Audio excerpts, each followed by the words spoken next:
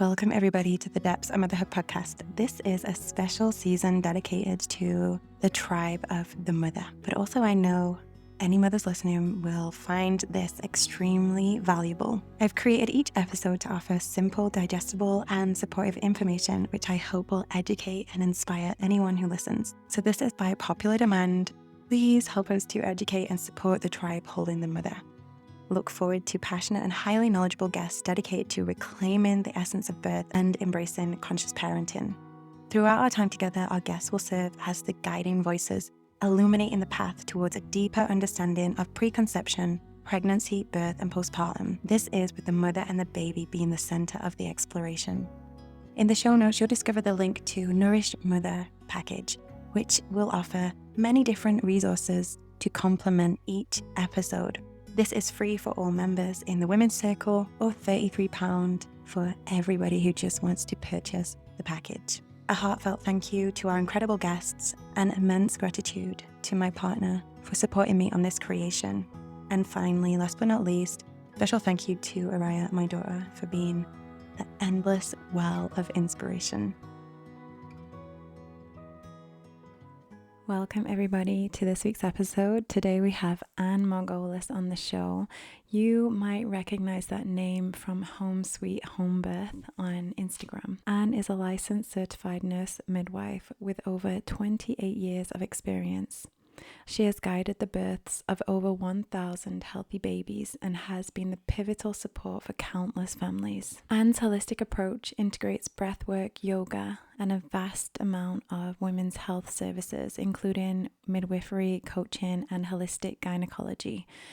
She is the best-selling author of Natural Birth Secrets and Trauma Release Formula, and her work has been featured in the documentary Orgasmic Birth. On her website, you're going to find loads of resources for birth, pregnancy, and postpartum. I spoke with Anne last year on the podcast, and in that conversation, she shared more deeply her own birth story, which led her down the path that she is walking on today. So I will leave the link in the show notes there so that you can go ahead and listen to that. Before I recorded this episode, I put the question out to the community. What would you like me to ask a midwife? So we have questions ranging from, is it harmful to have an ultrasound scan, all the way to, is it safe to have sex during pregnancy? Before we jump in, I just want to give a massive shout out to a good friend of mine, Melissa, who is the founder of Rise in Bloom. She's running a 10-week somatic birth and mother-baby preparation course, and this is live events, so there will be some community building there. And also I'm going to be there. I'm so excited for this. I cannot wait to begin, and I can't wait to see your faces too. Hopefully you'll join me. I'll leave the link in the show notes for that. And in our own Women's Circle online, our next gathering will be on the 28th of August. This will be the last circle exploring the root chakra. So after that, we will be going into our womb wisdom, where we will be exploring hot topics to do with the sacral chakra. Thank you all so much for being here. Before we begin, let's take a moment to breathe, to guide a breath in, and to scan the body to see if there is any areas of unnecessary tension. It might be hiding at the back of the body or down the sides or at the tips of the fingers or ends of the toes. Bring another breath in and consciously say, I release. I let go of any unnecessary tension. Welcome, Anne. Glad to be here. Oh, and this is our second time. So thank you so Wonderful. much for coming back. And it's really great to see your face. Thank you. It's great to see you. And you were one of the people that the audience were calling for to come back to answer some of these questions. So I'm really excited to share them with you. So if you're ready, let's get into these questions. Do you feel that it is neglectful for families not to have a prenatal scan? I would say for routine ultrasound in a healthy pregnancy is not really evidence-based. I know that's hard to believe, but I'm saying if somebody knows when they conceived or the first day of their last period was, and they're not, and they know their cycles, they're tracking their cycles, and they're healthy, they're not, having bleeding, right? And they're in through midwifery care or an obstetrician, if everything's normal, the baby's growing normally, and I give that as a choice. I have a whole chapter in my Natural Birth Secrets book, second edition, that goes into the research of the pros and cons of ultrasound. And in a healthy pregnancy, having one is okay if they want it. I give everybody that choice, right? But I wouldn't say it's neglectful if they opt not to do it, as long as everything is normal and healthy in their pregnancy. The baby's growing normally, we have the heartbeat, and as we get, later on, the all the other blood tests are normal, and we get the baby's position. If anything strays from normal, we're having bleeding, there's pre-eclampsia, there's signs of high blood pressure, or, and other any problem, the growth is not normal, there feels like too much or not enough fluid, or something feels off, the uterus is measuring huge and feels different.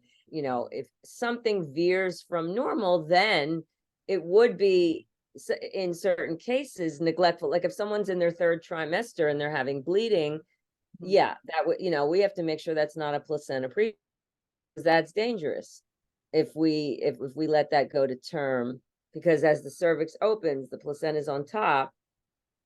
That's dangerous for the mother and the baby, right? That's life-threatening. So there's, and even in the first trimester, if a mom is spotting and she's not, the blood work is showing that the pregnancy hormones are low, and the mom is spotting and starts to feel weird, symptoms. I mean, let's make sure that's not an ectopic pregnancy, because that could be life-threatening. So there are indications where I would recommend it, but I absolutely support a family deciding not to do it. In fact, sometimes they say, well, what do you recommend? So I say, look, if you want one, have it between 18 and 22 weeks, where you can see where the placenta is in the right place and the baby's anatomy seems normal, that your birth would make it appropriate to continue with your plan on your birth setting, right? So if you're going to want to have a home birth, for example, and they detect something like a heart anomaly, then maybe it would be safer to have that baby in the hospital. But I've worked with a doctor, a perinatologist, high-risk obstetrician, who sometimes we find certain things, but it's okay to still have a home birth. It's not going to affect the birth, right? Like a baby had one kidney. A lot of times, though, more often than not, the ultrasound can detect vague things like a cyst on the baby's brain or an echo in the baby's heart. This sounds scary to the family, and it adds a lot of stress. And then on follow-up, everything's fine. So I've had even worse. Like I've had moms come to me with other ultrasounds that said there was this problem, and it turned out there wasn't a problem. But it's this mentality of looking for problems. That's not the mentality that people come to me want to have.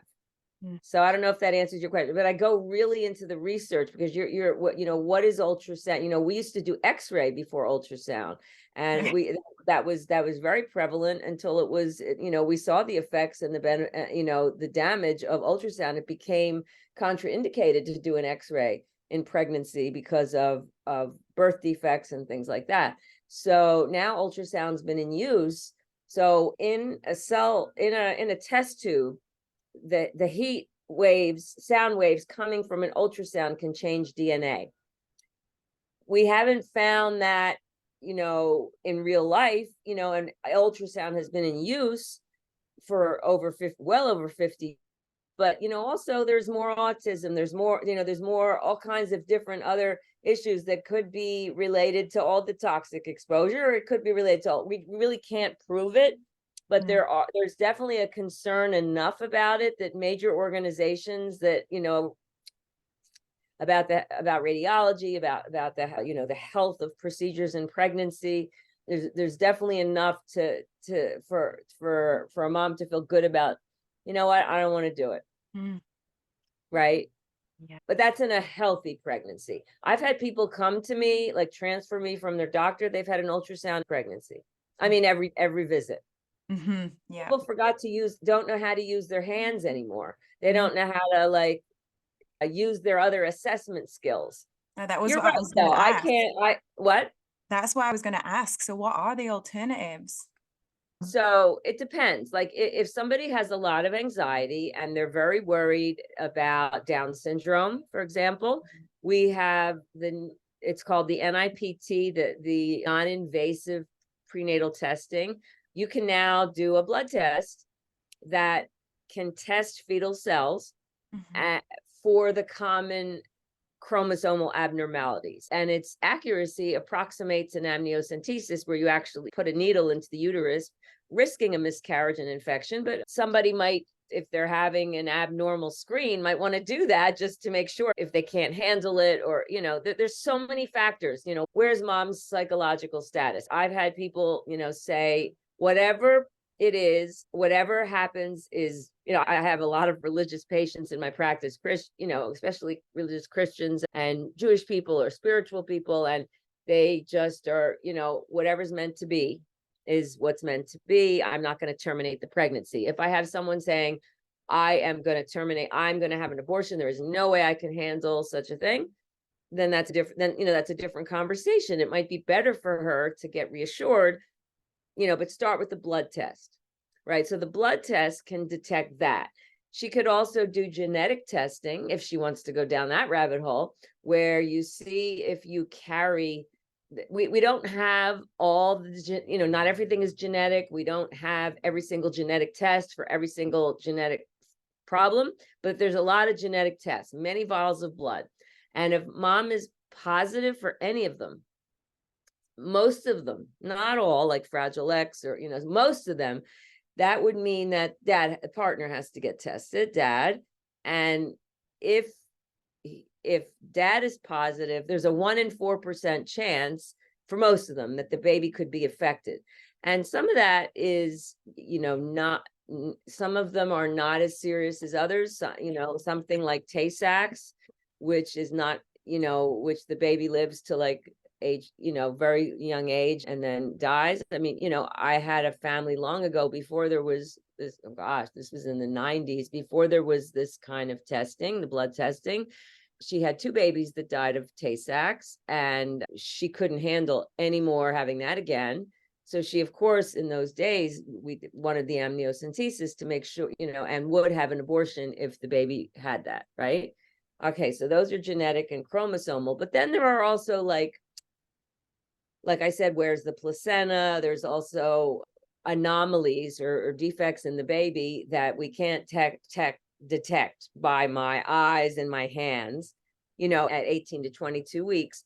So that would be a reason, if somebody is really concerned about that and wants to have a home birth, or wants to have a birth center birth, or wants to go to a level 1 hospital where they really don't have a lot of intensive care, anything like that, it might be best for her. Like each person is different. I treat individuals, not everybody gets this, everybody gets that. So it might be best for her to have that test. Or I could have a mom that says, I'm fine. Everything looks good. Whatever happens, it's God's will, or I can handle it. I don't want to go down that hole of having that brain, screwing up with my brain, thinking I'm a genetic carrier of something. I don't want to know that. That's going to mess with my head. And I don't want to, I don't want to have the philosophy of looking for something that's wrong. If something is wrong, it will show itself. Spirit's, meant to be that, you know what I'm saying? So people have different. And is there any higher risk if the family did choose to have a scan and the doctor offered them an internal? Is there a higher risk with having an internal scan? You mean like an internal probe? Yeah. Let me just get back to one thing. So also another thing is that, like, when I'm assessing the baby's the fundal height, which is where, from the beginning, where the pubic bone is to the top of the uterus, and I'm feeling the uterus, and if something doesn't feel right, that might indicate, right? Like I said before, the growth is way off, too big, too small. uterus feels not enough fluid, too much fluid.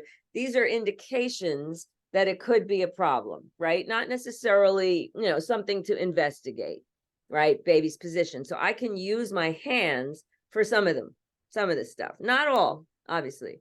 So then you were saying an internal probe. Yeah. It depends what we're trying to diagnose. The internal probe is used more in early pregnancy. Like, let's say there's bleeding and we need to find out what the bleeding is. We have to really get a good look at the tubes and the ovaries and get closer in. But the more pregnant the mom is, we can stick with the abdominal probe. If a mom has a history of preterm labor, for example, which is not normal, so the internal probe can sort of measure the changes of the cervix, length and funneling, and there's different little assessment markers that they use. But routinely, if we're just doing one ultrasound, you can just do the one at 18 to 22 weeks and use the abdominal probe. Great. Thank you for all of that information. Okay. And then going on to another question, which is about other things that we can insert inside us.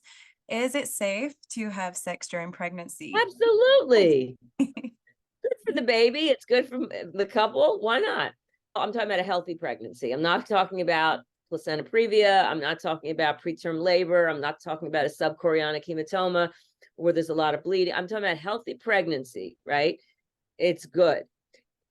Because the blood volume and the body fluids double and the blood vessels get extremely, more engorged, there might be some severing of a little capillary in the vagina or on the cervix that might cause a little bleeding. That has nothing to do with the pregnancy. And that bleeding after sex is just like a day. And then maybe the next day it's a little brown and then bye. So yeah, totally safe to have sex. Go for it. It's just if you feel like it. It's just good. It's good. I felt so during my pregnancy, I did not want to have sex until the last trimester, and then I felt like yes, I was so wanting it. Well, yeah, so it has to, I definitely, even in intimate partner situations, it has to be consensual. If a mom is so super nauseous or has no sex drive or super exhausted or, she taking care of other kids and she just, so you have to listen, I really encourage a woman to listen to herself if she wants it, if she doesn't. Some people tell me their sex drive goes up in pregnancy, sometimes or in different stages of pregnancy. And so listen to your body, All right. Next question is it true that pregnant women should avoid sleeping on their back? And if yes, why? And if no, why is this rumor around? So, okay, we have slept on our back for thousands of years. And I'm not an atheist. I do believe there's an infinite wisdom, a divine wisdom that created this process. We would not be here surviving as a species if laying on our back, which is something that's unconscious, is dangerous.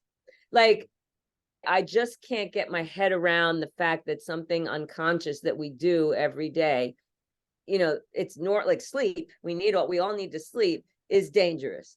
That being said, there was a big study that came out associated stillbirth, a very small percent, but significant enough, associated stillbirth with lying on your back, sleeping on your back.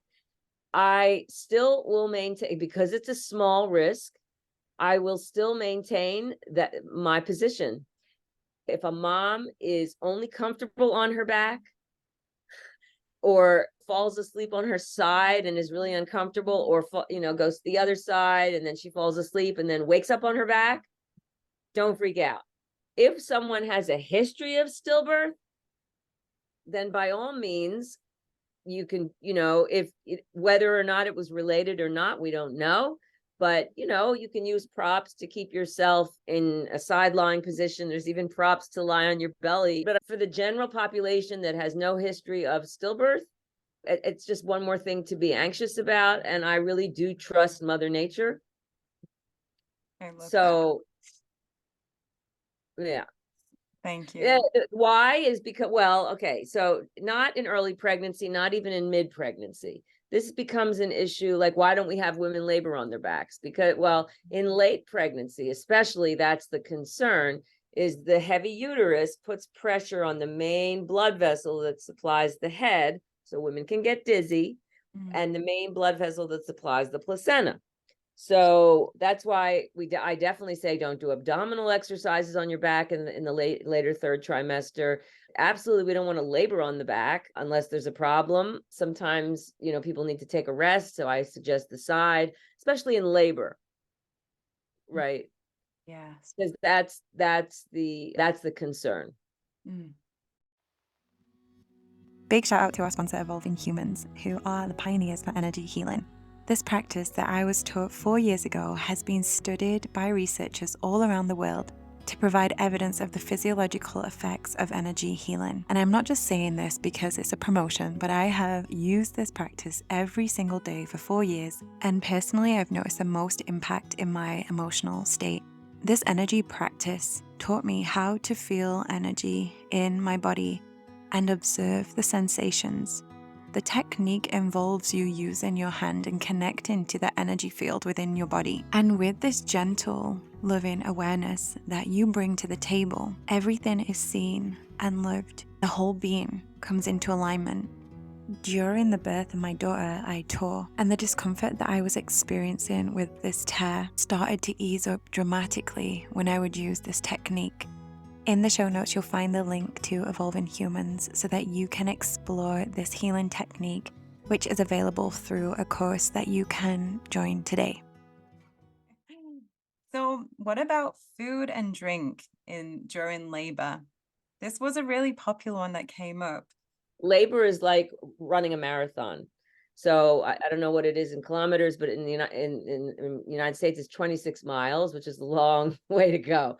Any athlete who is doing any kind of hard work, climbing Mount Everest or doing any Olympic sport, any kind of major sport or physical effort, they're always, like, especially in the marathons and triathlons, they have stops where there's hydration stations and food, quick nourishing food.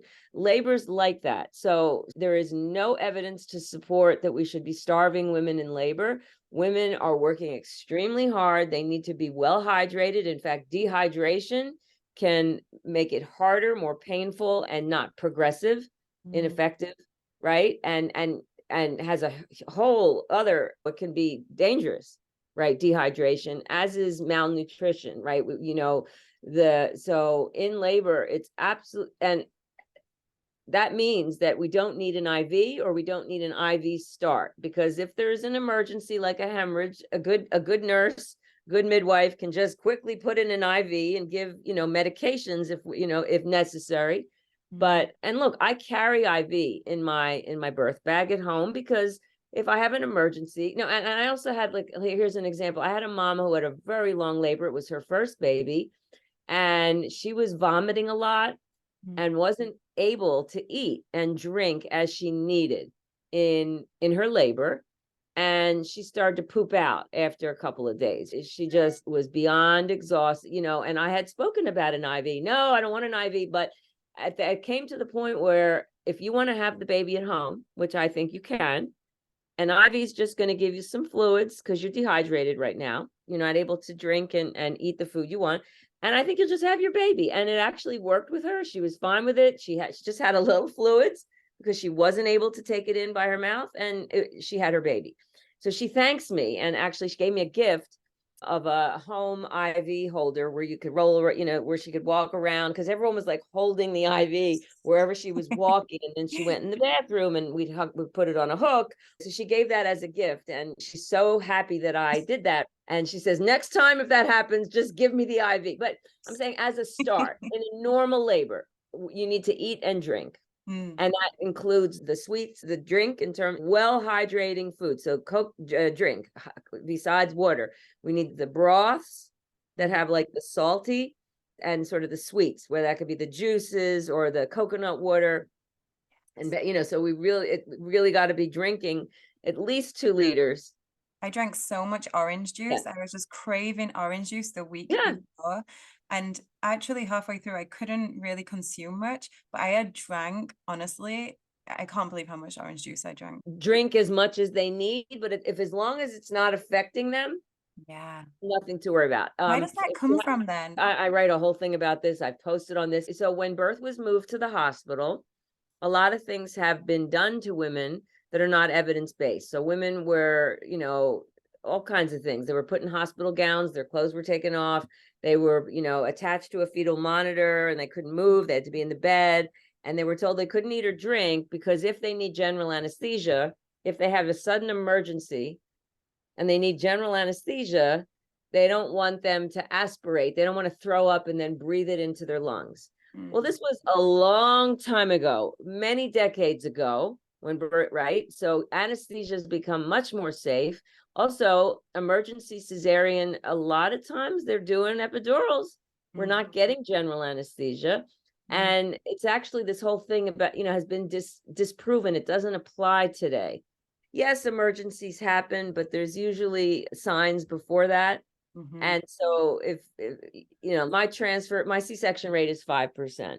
And it's very rare that I can't even remember that someone would need general, but if someone needs general anesthesia, it's much safer today. So this myth about, fear of aspiration, it's actually more dangerous to have an empty stomach and then aspirate stomach acid.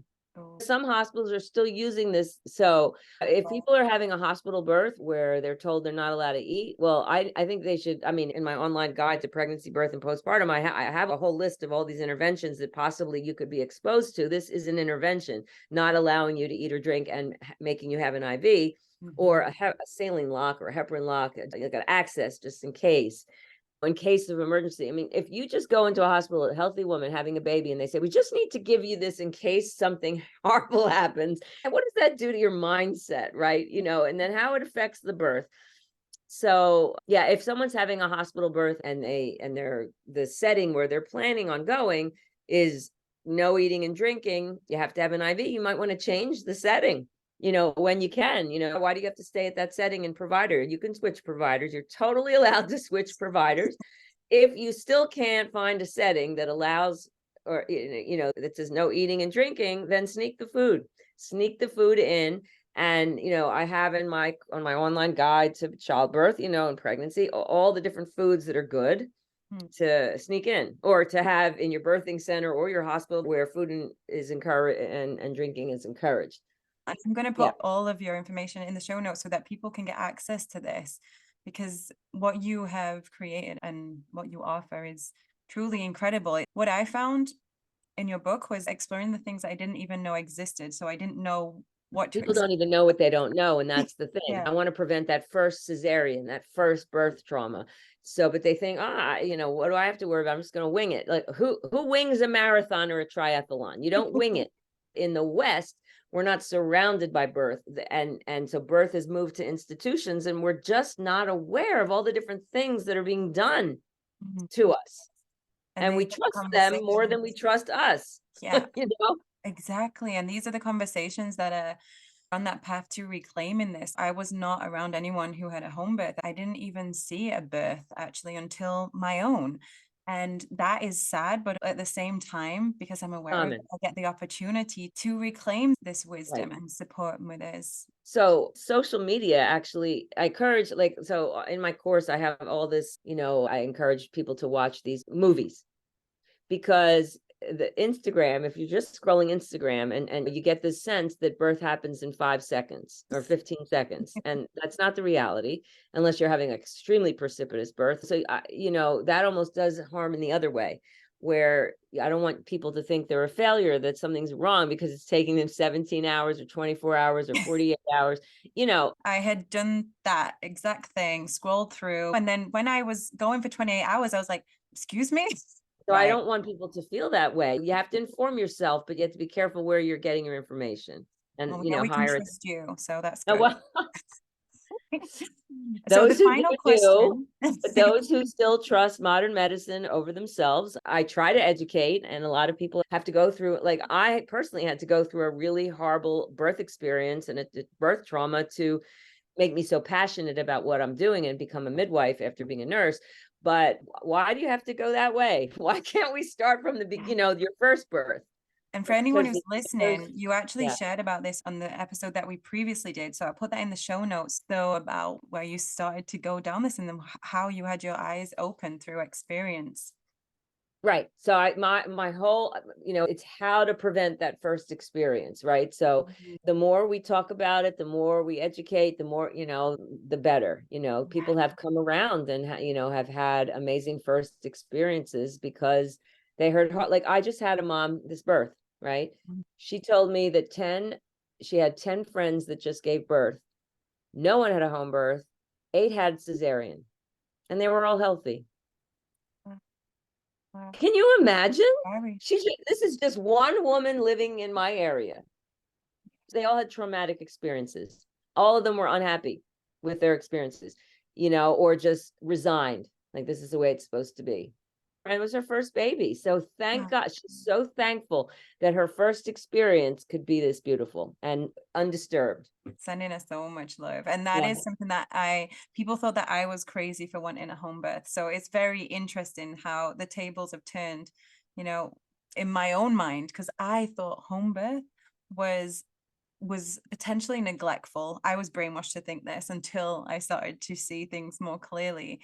And then now it's like the opposite way for me of, okay, so how am I healthy? What is happening and what support do I need? It's the questions that really make the difference, I think. And finding the right questions is something that can save this beautiful experience, that can keep it safe. There's so much research, so much, like it actually informed NICEs. NICEs, it's in your country, right? So much so the research about the safety of home birth with midwives, not without midwives, with midwives, right?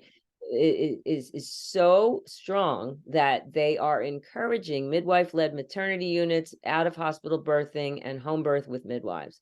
This is coming from NICEs, which is like the NIH or the CDC in the United States, health regulation, regulators. That's really great to hear. Really great. So we have one more question to wrap this up. Should the mother refrain from taking baths during pregnancy? Why? This question came through very strong as we're moving into winter. Okay, hot tubs, yes. The thing with hot saunas are fine because to cool your body off, you can sweat and drink. The concern with hot tubs that it raises you don't want to raise your body temperature up for a prolonged amount of time. It can impact the health of the baby, the first trimester through, the health of the baby, even onward, because it raises the baby's temperature, it raises the baby's heart rate. If you are into a hot tub, you want to make sure your temperature is not getting above 101. And if it does, you need to get out and take a break. Make sure you're drinking and cool yourself off. A regular bath just warms up to pleasantly warm. It doesn't raise your body temperature enough to be concerned about. So yes, take a bath. Oh, I'm sure everyone's going to be regular so bath. excited to hear that. Especially add some lavender, some magnesium, Epsom salts. It's very nice. Put some dried flowers in it. It's interesting when we have a water birth, especially European midwives are like the tub water more, a bit more cooler than the 98, 99 degrees that is done more in the United States. And because I see that when the water's too hot, it impacts things. It makes mom have a temperature, then we have to make sure she does, and the baby's heart rate goes up, like tachycardia. We have to make sure, she doesn't have an infection. So we have to get her out of the tub and see what's going on, put more cool water in the tub. Also, like I see it, like too hot water, it delays the birth of the placenta. I'm with the European midwives in that the temperature of the water should be more in the low 90s of a birth tub during birth. Right. Still comfortable. Nice and comfortable. It's funny because my friend had a birth with a Andean midwife, and she said she just recorded her birth story, and she said that she put the water so hot, and then she also put hot towels on her head and on her shoulders. For them, they like heat up, like they heat them up so much. And she said she was so uncomfortable. Like I can only imagine like Yeah, how I because felt when I was giving birth. you're releasing so much heat in your body. You're working so hard. So a lot of people feel much better with a cool compress. Yes, I If know. they're on land, they might like heat, but I'm just saying we have to just watch if baby's showing signs or she's showing signs that it's not working. Yes. Well, that is all our questions. Thank you so much. And I would love for Pleasure. you to let everyone know where they can find you and what you have to offer. I've caught over 1,000 healthy babies, and not one mama in 29 years in my practice who has prepared the way I encourage them to prepare needs or asks for an epidural in a healthy labor. So people coming to me, they're wanting a natural birth, they're wanting a physiologic birth, they don't want to go to the hospital, they don't want an epidural. That's what their mindset is beforehand. I have a whole way of helping them prepare for that. And I have not once had to transfer a mom to the hospital who needed just for an epidural, who's having a normal labor. So I've put that whole preparation, because it's a shift in mindset. It's learning how to deal with the sensations in your body, reframing how we deal with discomfort. You can call it pain. I've had people be in ecstasy with pain, but there's a lot of different language reframing we need to do, mindset shift, and ways of dealing and coping that are from all the different modalities that I found that work. And that's in my online guide to pregnancy, birth, and postpartum, because we do need to prepare for postpartum and the pregnancy so that you're very well supported for that forgotten fourth trimester. Everyone's the birth, but we really need to learn about how to prepare for breastfeeding and how to heal postpartum, set yourself up with the support and what's normal, what's not, newborn care, all how to care for yourself and all the different changes that are going on in your body. So this is, hours and hours and hours, over 40 hours of the whole thing, of video that can be translated into other languages, and video course. And also there's a lot of PDFs.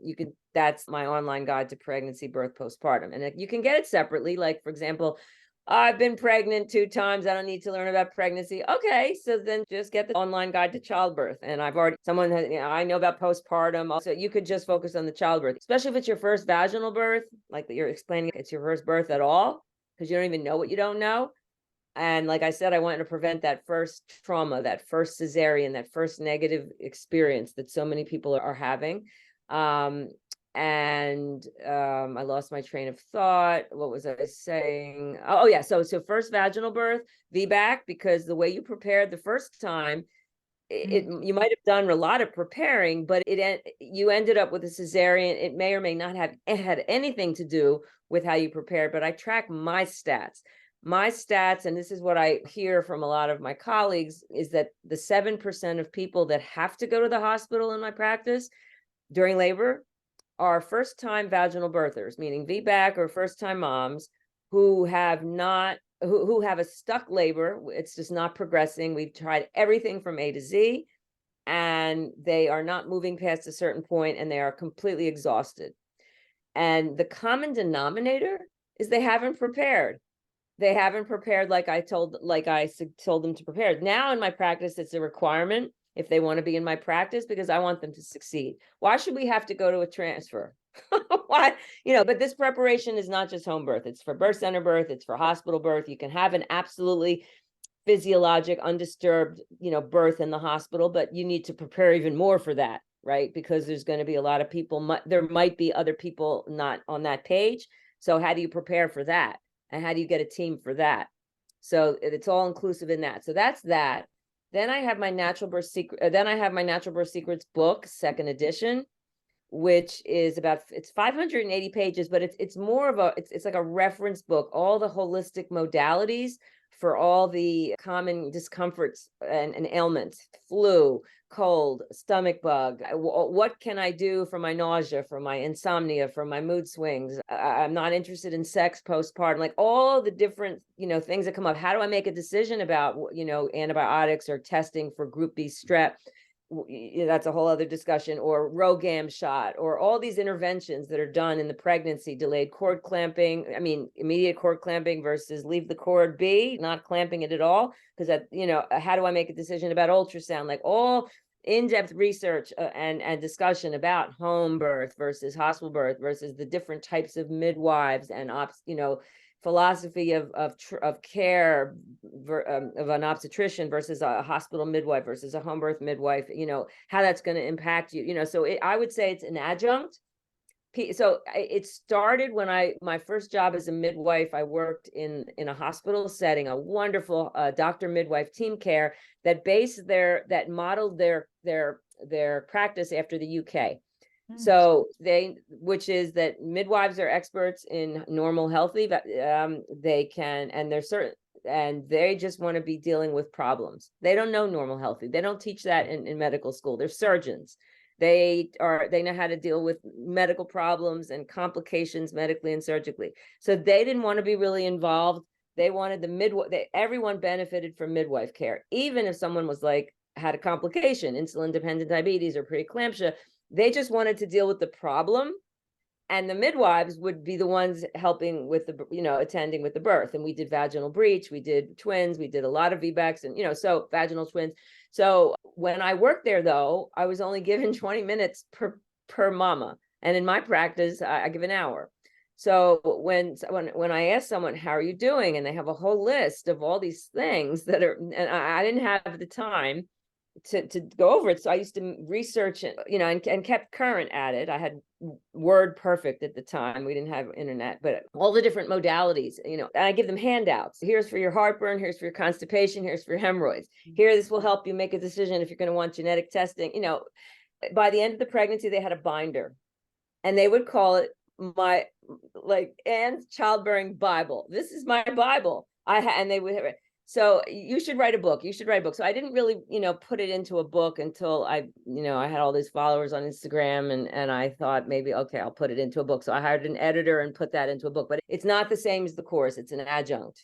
And then I have, because I'm a yoga teacher, I have over 1,000 hours of yoga teacher training. I find yoga and meditation and breath work essential to health, and especially to your well-being during labor. And it makes it so much easier for active birthing and how to relax yourself and breathe, and using breath work and visualization. It's key. So I do have online yoga classes for pregnancy and beyond. And I have yoga classes online for people who aren't pregnant. So a lot of times the partners take it, or other people, midwives, doulas, those are my main resources. Then I have online coaching. So for example, someone feels that they need personal guidance. They have a lot of questions. They have, their doctor wants them to be induced. Their midwife has scared them. And they have all these questions that, let's say, that are more personal or medical. Because people ask me on Instagram, what do I do for my high blood pressure? I need more information. To best help you more personally and responsibly. So I have the option of online coaching calls for the global community. Amazing. Thank you. And for all of the work that you're doing incredible, all the things that you brought into the world. So thank you for taking this time with us. I really appreciate it.